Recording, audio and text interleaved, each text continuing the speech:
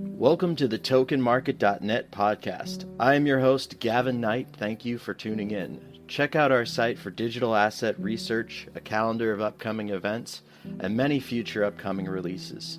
Our podcast features team members of projects in the cryptocurrency space to help shed light on their developments. Just because a project is on our podcast doesn't mean we recommend investment, so always research and engage wisely. We have Diego Guiterrez, one of the founders of Rootstock. So why don't you introduce us to the idea of Rootstock and how you guys started working on it? Well, the idea of RSK is part of a long trajectory in the space, in the Bitcoin space. I started the first community in Bitcoin communities in Argentina, and also helped start many communities in Latin America. And after a while, I realized that Bitcoin itself was not enough to achieve one key goal I wanted to achieve with the technology, that was financial inclusion. That's because in Argentina and in Latin America, 60% of the population doesn't have access to the very basic financial services. And I was looking for a solution to that. And then I realized that we needed smart contracts, we needed a distributed business logic, not only transactions, in order to do that. And also we needed the security or the stability of Bitcoin, because Bitcoin is the longest running distributed network and the safest one. So with that in mind, I had a conversation with Nick Sawa at the end of 2014.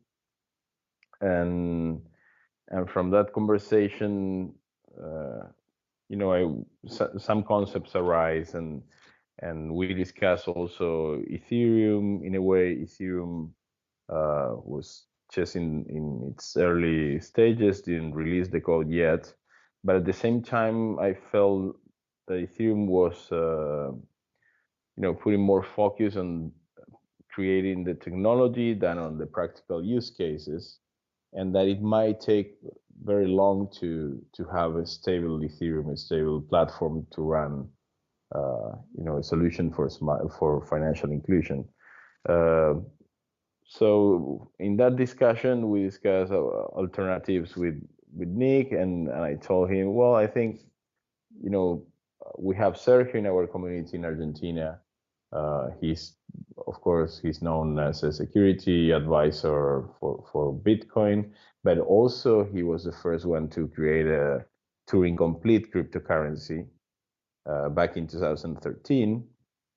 So I told Nick, I think I can convince him to bring Ethereum capabilities into Bitcoin, so we could enable financial inclusion.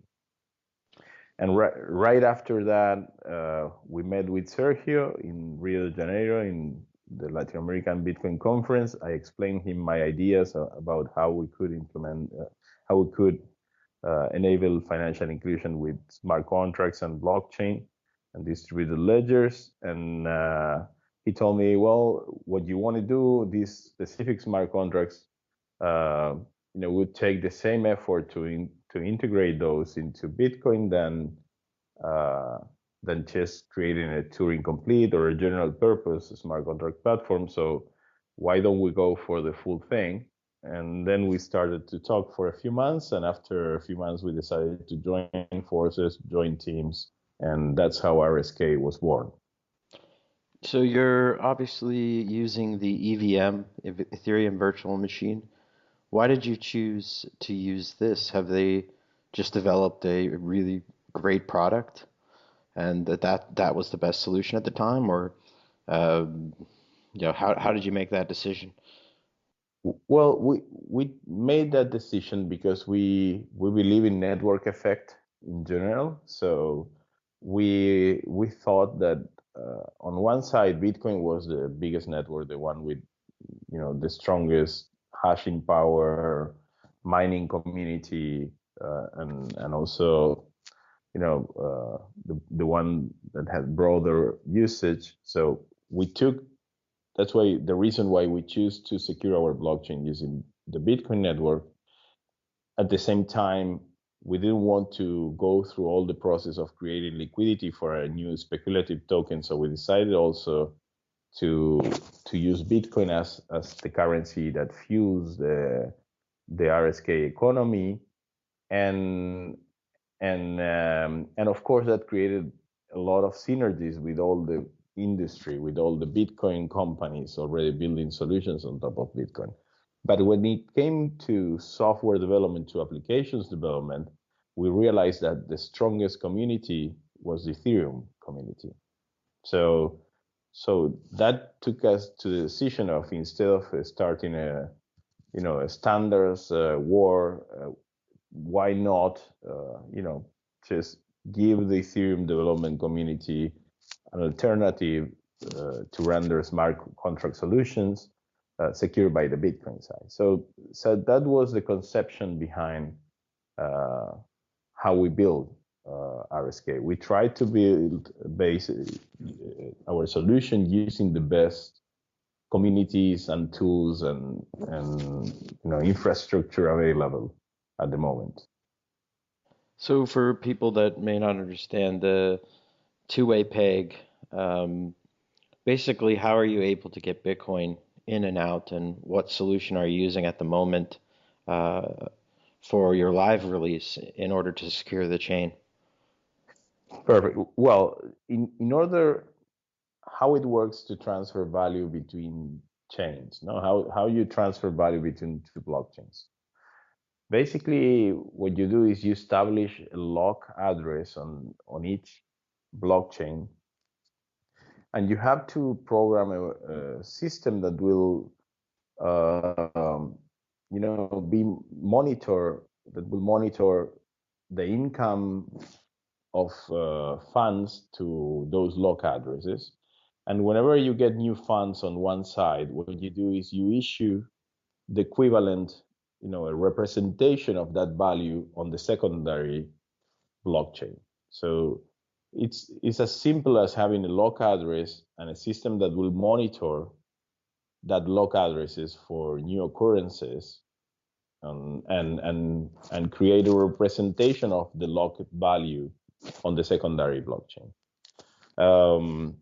And of course, you need to do that in the two directions. So you need two lock addresses and two monitoring and an issuing mechanism. And for RSK, we could, as we built the platform from scratch, we could just put that logic into RSK.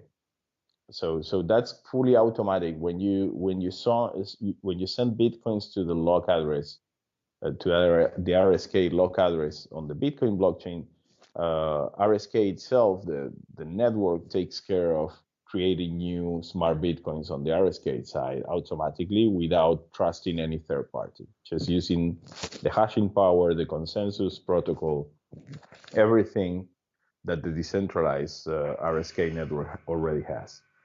But when it comes to the transfer from RSK to Bitcoin, you have some problems because Bitcoin doesn't have the opcodes or the functionality to actually, validate things that are happening on a secondary blockchain and take action based on that. So how we solved that problem was by creating a federation with 25 of the most relevant exchanges and wallets on the Bitcoin ecosystem, and creating a multi-signature wallet that is controlled automatically by that federation.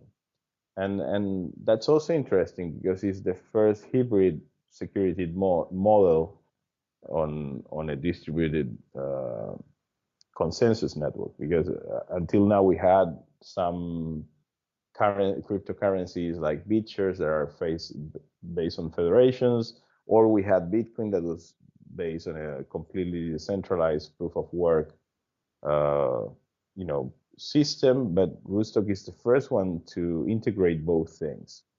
And on top of that federation, we also created a Bitcoin improvement proposal called Drive Chain that enables the same miners that are securing both Bitcoin and RSK to validate a Bitcoin proposal with their hashing power to release funds. So that of course needs to be implemented in Bitcoin. It can be implemented as a soft fork with a single opcode. But once we have that in place, then we will have a trust minimized two-way peg between Bitcoin and RSK, and that will be the first of its kind. So I don't know if I explained it clearly enough. It's a complex topic. Well, there are some papers on the website, and I don't expect people to learn everything just from this podcast, but hopefully it gets gets the juices flowing. And if you're really interested, I think this is going to be the future of a lot of things with Bitcoin. So, how do you manage the cost of updating state of contracts if it's in Bitcoin? Will it be expensive to interact? And how do you kind of calculate your quote unquote smart Bitcoin gas prices? Well, the pricing model to run a smart contract is managed dynamically. So that will be a negotiation with the miners. Uh, there's something called the minimum gas price, uh, where miners will define what is the amount of satoshis, because it's only a fraction of a Bitcoin that is used, that will charge for each processing unit uh, that the smart contract consume. So with that in mind, and given that RSK is in a way subsidized by the Bitcoin, uh, because all the Bitcoin miners are already paying for their infrastructure by mining Bitcoin. So RSK is just an additional revenue stream. We ensure that running smart contracts in RSK will always be the cheapest place to run your smart contracts. No, will be cheaper than any other platform. Um, so it's just dynamically adjust. So if Bitcoin goes up, the cost per gas or per execution unit will go down in Bitcoin to keep the price stable and low. Right. And, I'm a big believer that Bitcoin has to stay simple in a lot of ways.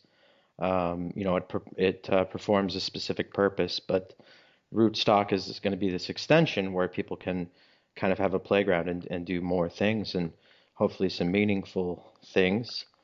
In Bitcoin, obviously, there's some scalability debate. How does Rootstock deal with scalability? Let's say you get a huge amount of new users and they all want to use Rootstock. How would you sustain that? Okay.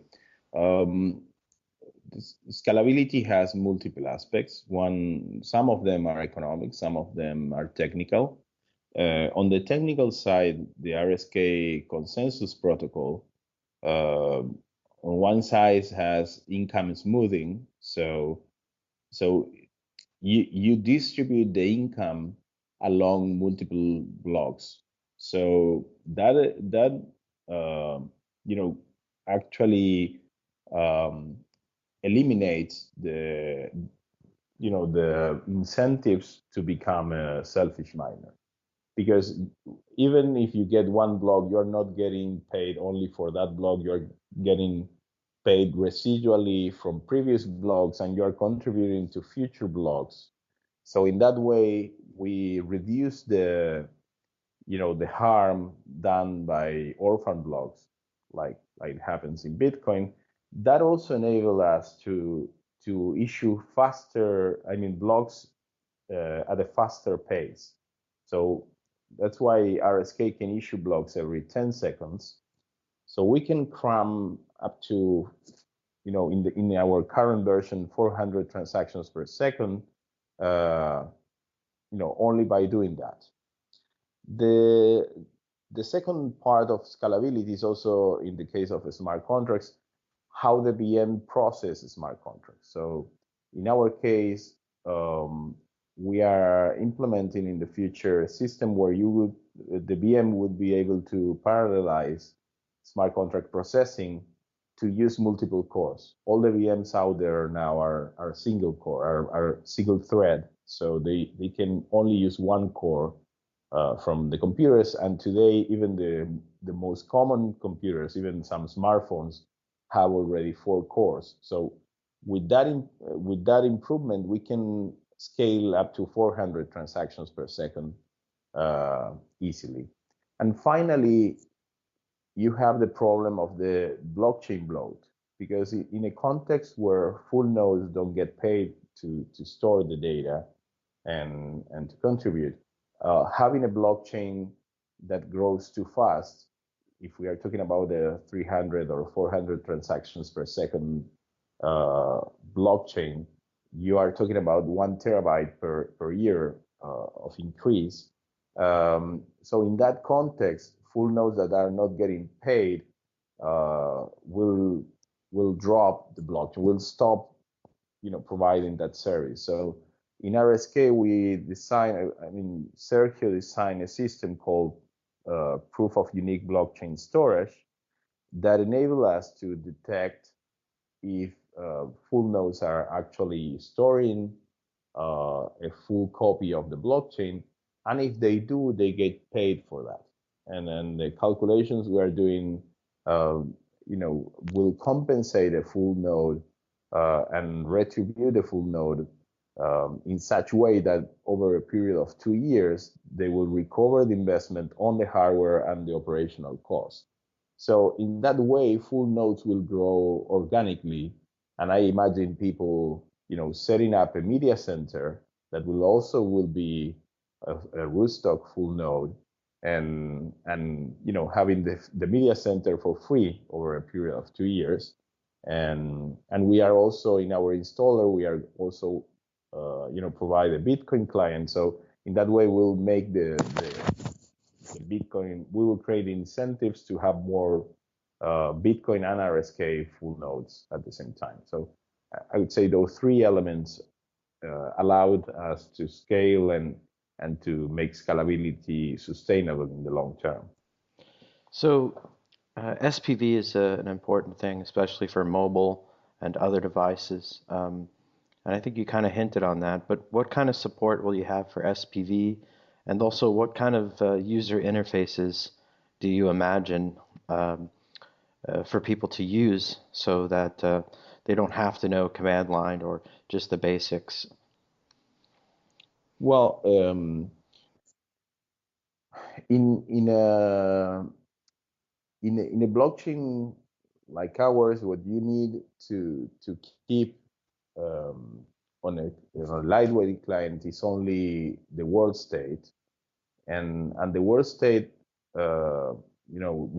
it's something that is only a few hundred megabytes, or it might in the future arrive, get to a few gigabytes. So with that and certain checkpoints, you can have light clients that actually run on a smartphone, on a simple device.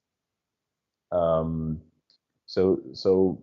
RSK is very easy to have lightweight clients that don't trust on intermediate servers, because in Bitcoin you can have lightweight clients, but you need to rely on intermediaries to do that. At least some part some trust needs to be deposited on a third-party service.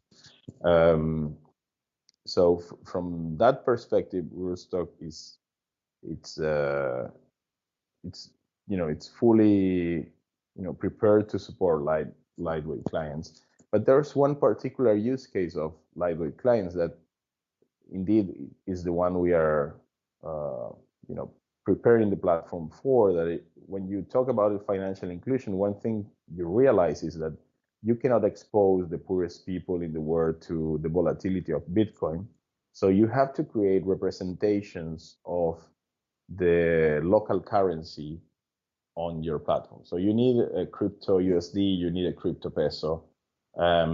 And it's very important that the blockchain and the platform also supports lightweight clients that can understand the last location, so to call it, of user issued assets, not only of the native currency of the blockchain. And in RSK, we also have support for that.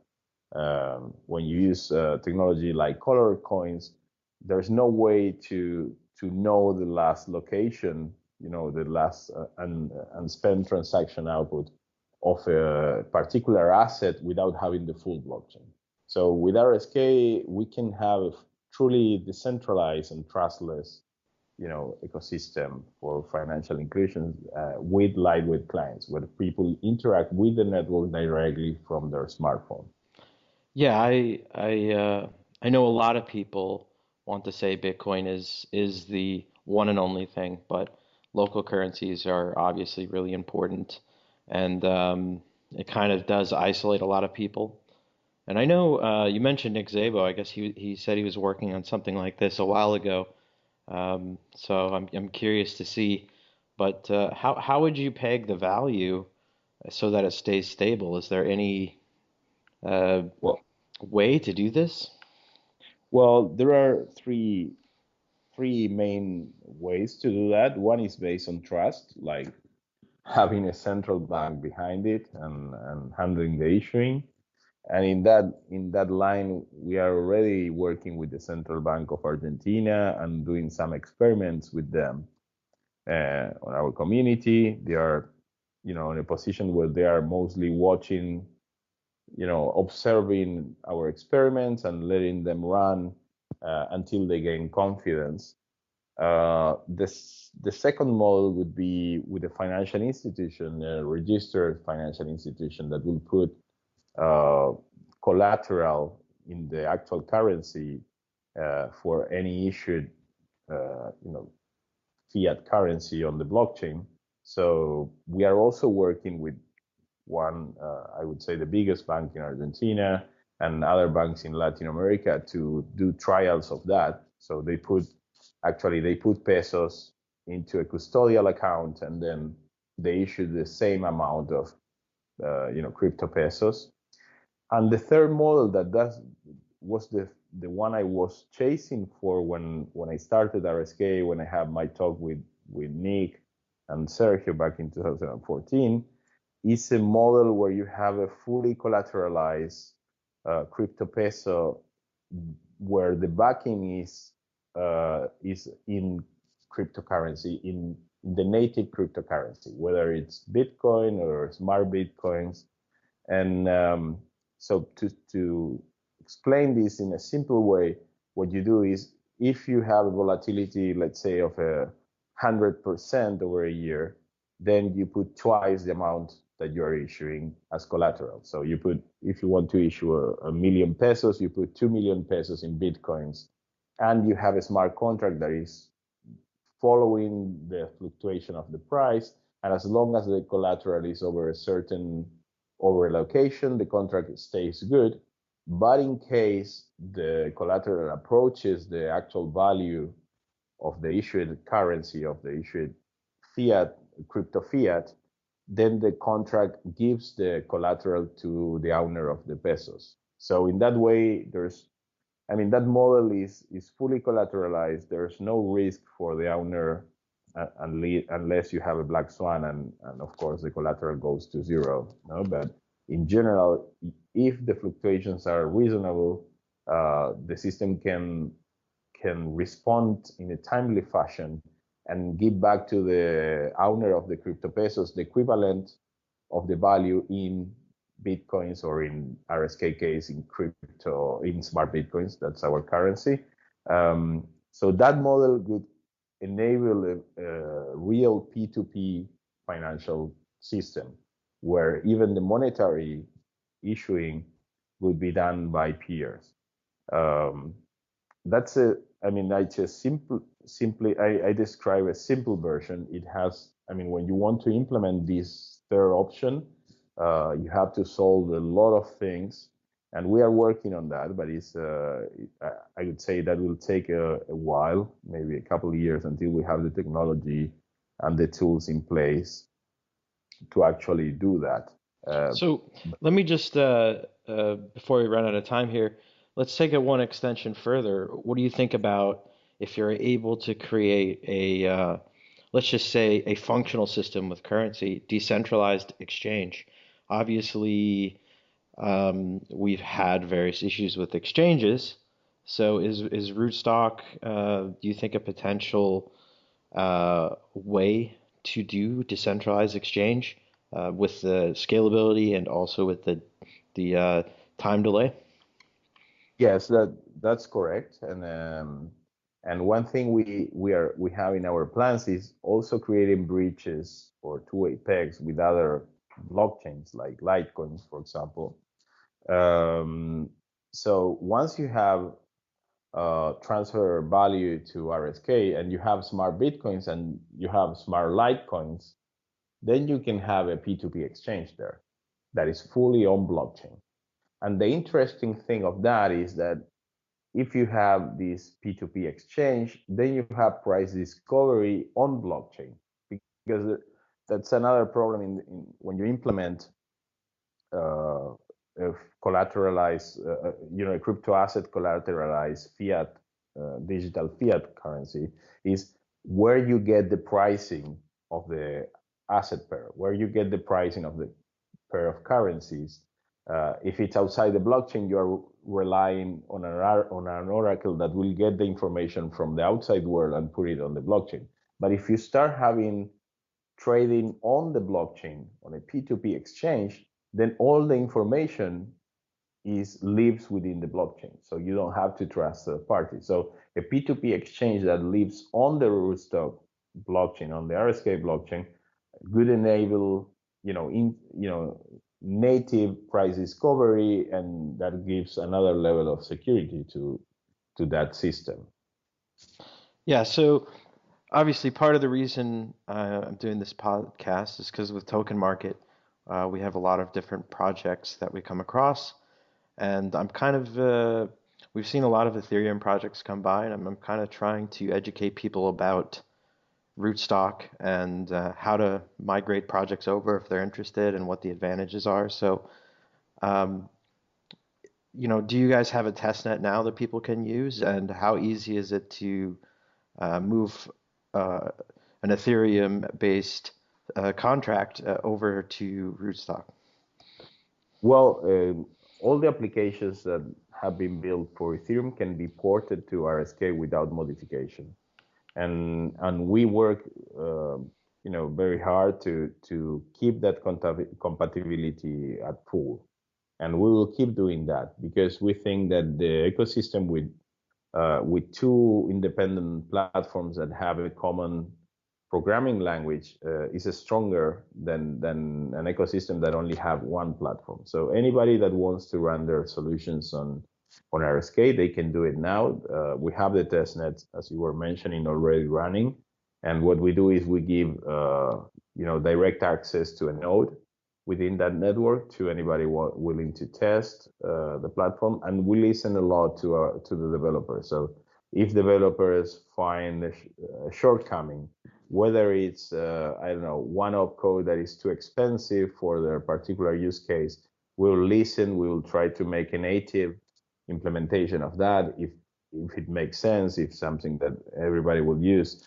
We did that with ModX, for example, with modular exponentiation that is needed to process RSA signatures, which are in some countries are the only ones compliant to do digital signature. So we really are very, I would say, pragmatic or use case oriented. So anybody willing to test their applications, they can just go to our website, to rsk.co, and send us a message, and we'll be happy to help them out. So. And lastly, I guess you guys have some companies behind you in the Bitcoin space, and I think partially they believe it'll raise the value of Bitcoin because they sort of donated. So, do you want to you want to say how you guys were able to fund this project and what companies are sort of there to support you? Yes, as we decided not to create a speculative token, um, and we didn't want to do a crowdfunding until we had the main problem solved, or we knew that the platform was running, and we uh, already have solved most of the biggest challenges we had ahead. We decided to fund the project privately, and our three initial investors were Bitmain, the Bitcoin mining hardware company from China. That it's, I would say, is the biggest Bitcoin company in the world in size, and they have been very supportive. And as you said, they support us because they think that by RSK, by the mere existence of RSK, Bitcoin is more valuable. So they are supporting us from a strategic point of view. Then we have DCG from Barry Silbert. They have invested. They are the most prolific investor in the ecosystem, and they also have very good reach to Wall Street, to the financial ecosystem in the US. And finally, Coincilium, which is a VC fund, blockchain-oriented VC fund from London that give us very good access to Europe. So with that combination of investors plus our network in Latin America, we have a very deep network of contacts with all sorts of institutions, private, governmental, and I value that they are not only bringing money to our project, but also bringing practical connections with companies that will actually use smart contracts and use RSK to improve their operations, to reach new markets, to really create economic value. And when we make public the closing of the second round we are just finishing now, you will see that a lot of the names will also bring more and more use cases and more companies and like practical applications of the smart contracts into the mix. So that's what we are growing at the moment. We are getting the funding to make this happen, but also getting on board companies that will use these in the real world scenarios. And do you want to say if you guys have a timeline on when you might push things forward? Yes, our next milestone is the release of our public network and a new version of our software. The first one was called Lotus. The second that was launched last May. At Consensus on last November, we launched Turmeric, our beta version of the software, and our first production ready version will be launched in May at Consensus at the end of May in New York. That will be called Ginger. And at the end of the year, in November at La BitConf, at the Latin American Bitcoin Conference that will happen in Colombia this year, we'll launch Bamboo that will include very interesting functionalities like segregated witness and some scalability solutions that might scale maybe one order of magnitude higher than what the basic RSK can do. So it will be a very interesting year for us with a lot of news and interesting things going on. Great. Well, thank you so much for your time. Really excited about Rootstock. Visit rsk.co. All you need is Bitcoin. There isn't an ICO. So if you're interested and Ethereum developers or people launching projects, definitely consider Rootstock. I think it has a lot of potential, and I'm all for tapping into and expanding Bitcoin. So I thank you guys for all your work and wish you the best. Thank you very much, Gavin. It was a pleasure.